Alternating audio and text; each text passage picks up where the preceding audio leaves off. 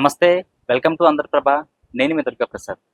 ఆంధ్రప్రదేశ్‌లో కూటమి ప్రభుత్వం ఏర్పడింది. అలాగే కూటమి నుంచి మంత్రివర్గం కూడా నూతనంగా ఏర్పడడం జరిగింది. అటు తెలుగుదేశం పార్టీ, జనసేన, బీజేపీ వారికొచ్చిన సీట్ల ప్రకారం వాళ్ళకైతే మినిస్టర్స్ ఇవ్వడం జరిగింది. అయితే ఈ మినిస్టర్స్‌లో చాలామంది సీనియర్‌ని పక్కన పెట్టడం జరిగింది. అదే విధంగా ఇటు కొత్తగా వచ్చిన ఎమ్మెల్యేలు ఎవరైతే 40-50 ఉన్నాయో, అలాగే ఇంకా తక్కువ వయసున్న వాళ్ళని కూడా యువతని ముందుకు ప్రోత్సహించి వాళ్ళకైతే టికెట్స్‌తో పాటు అటు ఎమ్మెల్యేగా గెలిచిన తర్వాత అటు మంత్రులుగా అయితే తీసుకోవడం జరిగింది. అయితే ఇందులో ఆసక్తికరమైన విషయాలైతే చోటు చేసుకున్నాయి. అయితే సి ఎప్పటినుంచో ఉన్న సీనియర్‌లు దాంట్లో అయితే ఇప్పుడు మంత్రివర్గంలో లేకపోవడం జరుగుతుంది. అందులో ప్రధానంగా రాజకీయ చాణక్యుడు అటు చంద్రబాబు నాయుడు ఉన్నప్పుడు అలాగే నందమూరి తారక రామారావు ప్రభుత్వంలో ఉన్నప్పుడు కూడా సుదీర్ఘ కాలం పాటు వ్యవహరించిన యనమల రామకృష్ణుడు ఇప్పుడు ఏమయ్యారు? ఆయన రూట్ ఏటో ఇప్పుడు తెలుసుకుందాం. యనమల రామకృష్ణుడు 1983లో తుని నియోజకవర్గం నుంచి పోటీ చేయడం జరిగింది. అయితే అప్పటి నుంచి 6 సార్లు కంటిన్యూస్‌గా 6 టైమ్స్ అయితే ఆయన గెలవడం జరిగింది.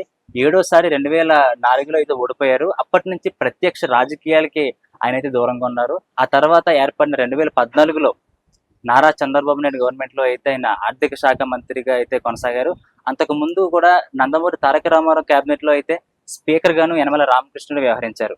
అయితే ఇప్పుడు గత కొన్నాళ్లుగా అయితే ప్రత్యక్ష రాజకీయాలకు దూరంగా ఉంటూ ఇప్పుడు 2024 ఎలక్షన్స్‌కి ఆయన కూతురైన యనమల దివ్యని అయితే ఇప్పుడు నిలబెట్టారు. దాదాపు 15,000 మెజార్టీతో అయితే ఇప్పుడు యనమల దివ్య గెలుపొందారు. అయితే ఇదిలా ఉంటే గతంలోనూ అటు చంద్రబాబు నాయుడు ఎక్కడ ఉంటే అక్కడ యనమల రామకృష్ణుడు అయితే ఏ1గా ఉండేవారు. ఆయన తర్వాత ఈయనే అనే చర్చ అయితే అటు క్యాబినెట్ లోను అసెంబ్లీలోను ఉండేది. దాదాపు ఇప్పుడు కూడా ఏదైతే 2024 ఎలక్షన్స్ లో మంత్రివర్గం ఏర్పడిందో అప్పుడు కూడా యనమల రామకృష్ణుడు అక్కడే ఉంటూ విజయవాడలోనే ఉంటూ అటు రాష్ట్ర అధ్యక్షుని పదవి కావచ్చు, అదేవిధంగా మంత్రులు ఎవరైతే నూతనంగా ఏర్పడిన 25 మంత్రులు 26 మంత్రులు ఉన్నారో వాళ్ళకి ఎవరికి ఇస్తే బాగుంటుంది అనేది కూడా కీలకంగా ఈయనతో కూర్చుని చర్చించినట్లు కూడా అయితే మనకి సమాచారం అందింది. అయితే ఇదిలా ఉంటే యనమల రామకృష్ణుడిని ఎందుకు పక్కన పెట్టారు అని అడగగా సీనియర్లకి కాకుండా ఎప్పుడు కూడా రాజకీయంలో ముందుగా యువతకి ప్రాధాన్యం ఇవ్వడం తెలుగుదేశం పార్టీలో ముందు నుంచి ఉంది. అలాగే ఆనాడు నందమూరి తారక రామారావు రామకృష్ణుడికి ఆయన యువకుడుగా ఉన్నప్పుడు లా కంప్లీట్ చేసుకుని వచ్చిన ఆయనకి సీట్ ఇవ్వడంతో దాదాపు 6 సార్లు గెలిచి అటు తెలుగుదేశం పార్టీకి అటు రాష్ట్రానికి తుని నియోజకవర్గానికి ఎంతో చేసినని పలు సందర్భాల్లో యనమల రామకృష్ణుడు చెప్తూనే వచ్చారు. అయితే మొన్న కూడా అటు స్పీకర్ పదవి గురించి కానీ ఇటు ఆర్థిక శాఖ మంత్రి గురించి కానీ ఇతర మంత్రుల గురించి కూడా మీరు రారా, మీకు ఇవ్వరా అని ప్రశ్న అడగగా ఇదే సమాధానం మళ్ళీ ఆయన చెప్పడం జరిగింది. అయితే ప్రత్యక్షంగా ఎలా ఉన్నప్పటికీ లోపల రాజకీయాలు చాలానే జరుగుతాయి. ఇప్పుడు యనమల రామకృష్ణుడికి గవర్నర్ పదవా, రాజ్యసభ పదవా అనేది ఇప్పుడు రాష్ట్ర వ్యాప్తంగా అటు ఎంతో ఆసక్తికరంగా ఉంది. ఎందుకంటే అటు జిల్లాల వారీగాను, అటు మండలాల్లోను, నియోజకవర్గాల్లో, అటు రాష్ట్ర వ్యాప్తంగా ఆయనకి ఎంతో పట్టు ఉంది. అదేవిధంగా ఇప్పుడు చంద్రబాబు నాయుడు గవర్నమెంట్లోనే ఆయన ఆర్థిక శాఖ మంత్రిగాను వ్యవహరించారు. దాదాపు రాష్ట్ర రాజకీయాల్లో అటు జాతీయంగా కూడా ఎంతో నాయకుడిగా ఆయన పేరుగాంచారు. ఇప్పుడు బీజేపీ ఏదైతే ఇప్పుడు సెంట్రల్లో అటు కేంద్రంలో ఇప్పుడు తెలుగుదేశం పార్టీ కూడా ఎంతో పట్టుంది. అయితే ఇప్పుడు చంద్రబాబు నాయుడుకి కూడా మోడీ ఒక మాట ఇచ్చినట్టు గవర్నర్ విషయంలో 1-2 ఉండే ఛాన్సెస్ ఎవరైతే సీనియర్లు ఉంటారో వారికి కేటాయించినట్టుగా తెలుస్తుంది. అయితే ఇప్పుడు రాష్ట్ర విషయానికి వస్తే ఇప్పుడు నూతనంగా ఏర్పడిన ఎమ్మెల్యేలు కావచ్చు, నూతనంగా ఏర్పడిన మంత్రులు కావచ్చు, వాళ్ళైతే అటు దూసుకెళ్ళిపోతున్నారు. అటు జనసేన, అటు తెలుగుదేశం పార్టీ, బీజేపీ సమన్వయంగా అయితే అటు మీటింగ్స్ పెట్టుకుంటూ రాష్ట్ర ప్రయోజనాలని అటు సంక్షేమం అభివృద్ధి పదంలో నడిపించాలని దాంట్లో ఉన్నారు. అయితే ఇప్పుడు రాజకీయంగాను అటు ఈ లోపల ఏం జరుగుతుంది అనే విషయానికి వస్తే మాత్రం యనమలకు అటు మంత్రి పదవి ఇవ్వకపోవడం ఒక ఆసక్తికరం విషయం. అయితే ఆయనకి ఎలా అయినా సరే అటు కేంద్రంలో కూడా అటు రాజ్యసభ పదవిలో కీలకంగా కూర్చోబెట్టే అవకాశం ఉందా, లేకపోతే ఇతర రాష్ట్రాల్లో గవర్నర్ గా నియమించే అవకాశం ఉందా అనేది ఇప్పుడు ఒక ఆసక్తికరమైన విషయంగా మారింది. సరే, ఇదిలా ఉంటే రాష్ట్ర రాజకీయాల్లో చక్రం తిప్పిన యనమల దాదాపు ఇప్పుడు వచ్చిన మంత్రులందరూ కూడా అటు కొల్లు రవీంద్ర, పయ్యావుల కేశవ్, తుని పక్క నియోజకవర్గమైన పాయకరావుపేట, వంగలపూడి అన్నత నుంచి ప్రతి ఒక్క మంత్రి అటు యనమలను మర్యాదపూర్వకంగా కలిసి వారి బ్లెస్సింగ్స్ అయితే తీసుకోవడం జరిగింది. అయితే ఇప్పుడు ఇదిలా ఉండగా ఇందాకే మనం మాట్లాడుకున్నట్టు మాజీ ఆర్థిక శాఖ మంత్రిగా పనిచేసిన యనమల, అదేవిధంగా స్పీకర్ గాను పనిచేసిన యనమలకు ఇప్పుడు గవర్నర్ పదవి కానీ లేదా రాజ్యసభ పదవి కానీ వచ్చే అవకాశాలు అయితే కనిపిస్తున్నాయి. ఇప్పుడు తుని నియోజకవర్గంలో దాదాపు 2009 నుంచి టీడీపీ ఓడిపోతూ వస్తుంది. 2009, 2014 అలాగే 2019 కూడా వీళ్ళు ఓడిపోవడం జరిగింది. అయితే 2014, 19లో యనమల రామకృష్ణుడు సోదరుడైన యనమల కృష్ణుడు పోటీ చేసిన గె- ఓడిపోయారు. ఇటు 2019 తర్వాత అంటే 2024 ఎలక్షన్స్ కి దాదాపు 19 నుంచి 21, 22 వరకు యనమల కృష్ణుడు నియోజకవర్గ ఇన్ఛార్జిగా వ్యవహరిస్తూనే ఆయన పనులు చేసుకున్నారు.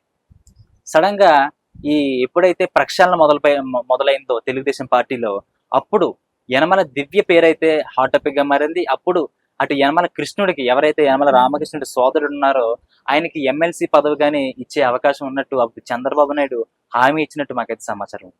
కానీ కొన్నాళ్ళు గడిచిన తర్వాత అటు యనమల దివ్యకి సీట్ అయితే కేటాయించడం జరిగింది.